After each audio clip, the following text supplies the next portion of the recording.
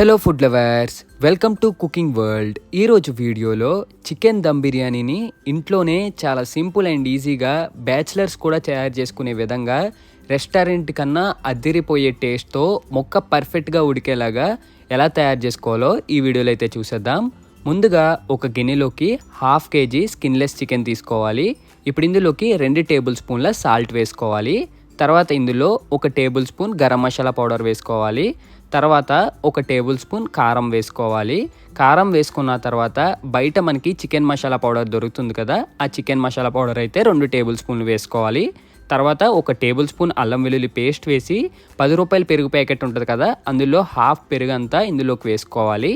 ఇప్పుడు చేత్తో ఇంగ్రీడియంట్స్ అన్నీ బాగా పట్టేలాగా ముద్దగా మసాజ్ చేస్తూ కలుపుకోవాలి. తర్వాత ఇందులోకి కొద్దిగా పుదీనా అలాగే కొద్దిగా కొత్తిమీర వేసుకోవాలి. ఇప్పుడు ఇందులో 1 టేబుల్ స్పూన్ నెయ్యి కానీ ఆయిల్ కానీ వేసి చేత్తో చికెన్ని మొత్తం మసాజ్ చేస్తూ కలుపుకోవాలి. మనకి చికెన్ ఎంత బాగా మ్యారినేట్ అవుతే బిర్యానీ అంత బాగుంటుందన్నమాట. సో ఈ విధంగా కలుపుకుని ఇప్పుడు దీనిపైన మూత పెట్టేసి ఒక అరగంట సేపు పక్కన పెట్టాలి. ఇప్పుడు ఒక గిన్నె తీసుకుని అందులో 2.5 గ్లాసుల బాస్మతి రైస్ వేసి మొత్తం నిండా వాటర్ పోసి ఒక అరగంట సేపు నానబెట్టాలి రైస్ని. తర్వాత స్టవ్ వెలిగించి ఒక దాక తీసుకుని అందులోకి 2 టేబుల్ స్పూన్ల సాల్ట్ వేసుకోవాలి. తర్వాత ఇందులోకి నీట్గా క్లీన్ చేసి పెట్టుకున్న పుదీనా అలాగే కొద్దిగా కొత్తిమీర వేసుకోవాలి. ఈ రెండు వేసుకున్న తర్వాత బిర్యానీ సరుకులు ఉంటాయి కదా, మనకి 10 రూపీస్ ప్యాకెట్స్ కానీ 20 రూపీస్ ప్యాకెట్స్ కానీ ఉంటాయి. అందులో మొత్తం బిర్యానీ ఆకు, నెక్స్ట్ లవంగాలు, యాలకులు ఇవన్నీ వస్తాయి. అవన్నీ ఒక ప్యాకెట్ తీసుకుని ఇందులోకి వేసేసుకుని తర్వాత ఇందులోకి పైన కొద్దిగా ఆయిల్ కానీ నెయ్యి కానీ వేసుకోండి. నెయ్యి వేసుకుంటే మంచి టేస్ట్ వస్తుంది. ఇప్పుడు గరిటెతో ఇంగ్రీడియంట్స్ అన్నీ వాటర్లో బాగా డిజాల్వ్ అయ్యేలాగా ఒకసారి లో టు మీడియం ఫ్లేమ్లో పెట్టి స్టవ్ని ఇలా కలుపుకోండి. తర్వాత ఇందులోకి ముందుగా మనం అరగంట సేపు నానబెట్టిన బాస్మతి రైస్ ఉంటుంది కదా, ఆ బాస్మతి రైస్ అంతా వేసేయండి. స్టవ్ని మీడియం ఫ్లేమ్లో పెడితే ఈ లోపు రైస్ ఉడుకుతుంది. తర్వాత ఇంకొక ప్యాన్ మీద ఆయిల్ కానీ గీ కానీ పోసి సన్నగా చీర పెట్టుకున్న ఉల్లిపాయ ముక్కలు ఉంటాయి కదా, ఆ ఉల్లిపాయ ముక్కల్ని గోల్డెన్ కలర్ వచ్చేంత వరకు బాగా వేపుకోవాలి. ఈ ముక్కలు ఎందుకంటే మనం మ్యారినేట్ చేసుకున్న చికెన్ ఉంటుంది కదా అందులో వేసుకోవడానికి, అలాగే ఫైనల్గా కొద్దిగా బిర్యానీ పైన కూడా వేసుకోవడానికి. ఇలా వేపుకున్న తర్వాత మ్యారినేట్ చేసుకున్న చికెన్లో వేసేసి ఒకసారి బాగా కలిపి మళ్ళీ ఒక 10 నిమిషాలు పక్కన పెట్టేసేయండి చికెన్ని. ఇప్పుడు ఒక దాక తీసుకుని అందులో ఆయిల్ కానీ గీ కానీ పోసి మ్యారినేట్ చేసుకున్న చికెన్ అంతా ఈ దాకలోకి అయితే వేసుకోవాలి.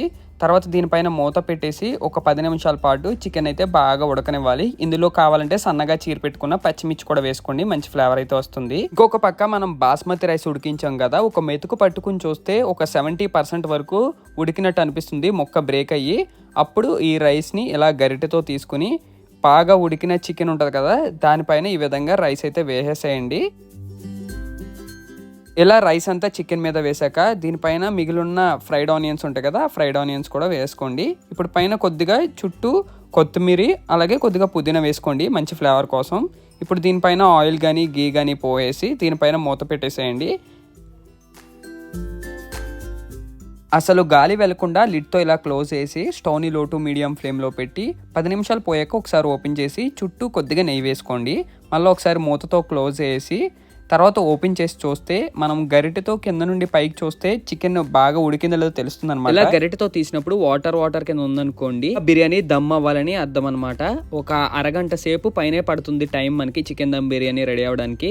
ఫైనల్గా ఒకసారి కింద నుండి పైకి కలుపుకొని తర్వాత ఒక ప్లేట్లోకి సర్వ్ చేసుకుంటే అదిరిపోయే చికెన్ దమ్ బిర్యానీ అయితే రెడీ అయిపోద్ది అనమాట. ముక్క చూస్తున్నారు కదా ఎంత పర్ఫెక్ట్గా కుక్ అయిందో. బ్యాచిలర్ స్టైల్లో ఒక ముక్క రైస్లో కలుపుకు తింటే టేస్ట్ కూడా అదిరిపోయింది. That's it for today guys. Video మీకు నచ్చినట్లయితే లైక్ చేసి షేర్ చేసి సబ్స్క్రైబ్ చేయండి. ఇంకా నెక్స్ట్ వీడియోలో మళ్ళీ కలుద్దాం. బాయ్.